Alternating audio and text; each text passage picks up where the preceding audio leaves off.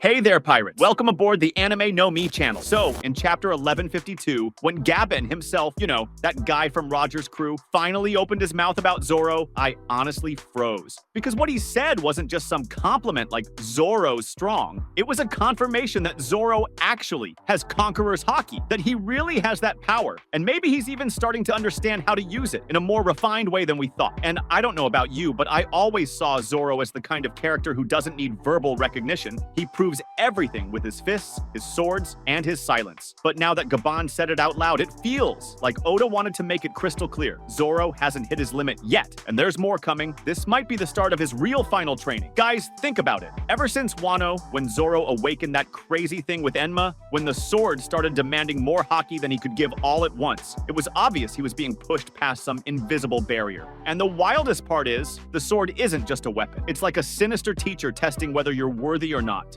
Enma basically yanks the Haki out of whoever's holding it and forces them to release more than they intended. So I think Zoro was already in a kind of mini training without realizing it, but now, with Gaban's confirmation, maybe Zoro will accept that he needs to master this type of Haki consciously. It's not just about hitting harder or cutting cleaner, it's about imposing his will. And then I start thinking, what if this final training isn't even physical? What if it's something more internal, more emotional, but not in a philosophical or over-the-top way, of course. Like, Zoro's always had insane focus. The promise to Quina, his goal to be the best swordsman, but he's never been one to work through his emotions. What if that's exactly what's holding back the full evolution of his Conqueror's Haki? Because let's be honest, this kind of Haki isn't just technique. It's about your spirit dominating everything around you. Luffy uses it to knock out crowds, Shanks uses it to stop Marines with a glance, Roger probably did the same. So maybe Zoro needs to feel more, not just cut better. Now that the world's on fire, with the world government off balance, Imu showing up, the God Knight stepping into the spotlight, I think Zoro needs to get ready for fights that aren't just about brute strength. Imagine him facing someone with the same level of willpower as him, or worse, someone who fights with illusions, manipulation, that kind of stuff. He's going to need Haki that screams before the sword even swings.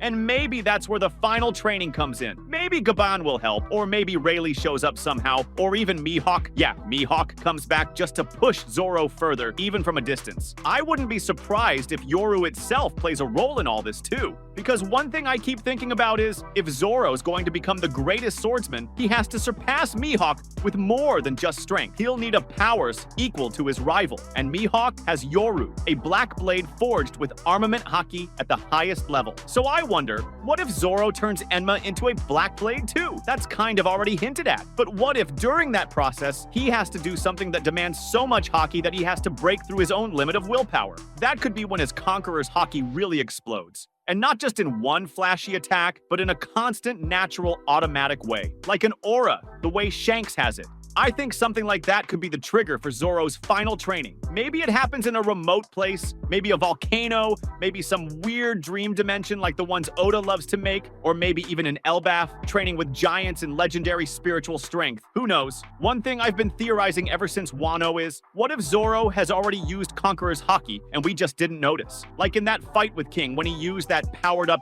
Shishi-Sansen move and sliced the guy in half. He had that black lightning spark, the classic Conqueror's look.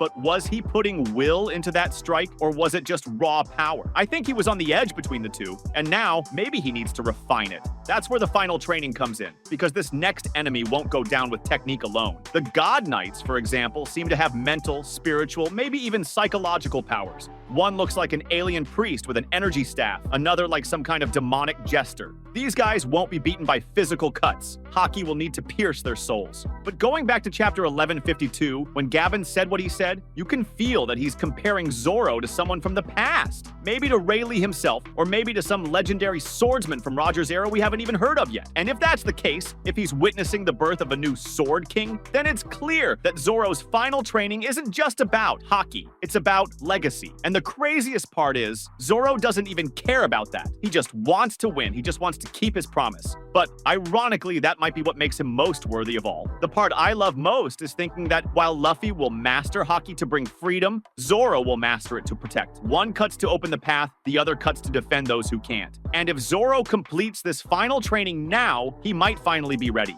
Not just to take on the God Knights, but even a possible showdown with Mihawk. Or maybe even someone from Mihawk's past who's come back to reclaim the title. Imagine if a former rival of Mihawk appears at the end of the series, and Zoro has to defeat that guy before he can surpass Mihawk himself. And that rival uses Conqueror's Haki so brutally that he can destroy islands just by drawing his sword. Then Zoro would have to train until he can match that level. And maybe that's the real final training. Not just getting stronger, but learning how to contain a power that's constantly exploding. A Haki that destroys everything around you if it's not controlled. A Haki that turns any blade into a natural disaster. That's when Zoro would become something even Mihawk never was. A swordsman who carries the power of a king, but chooses to wield it only for honor. And at that point, I think even Mihawk would smile.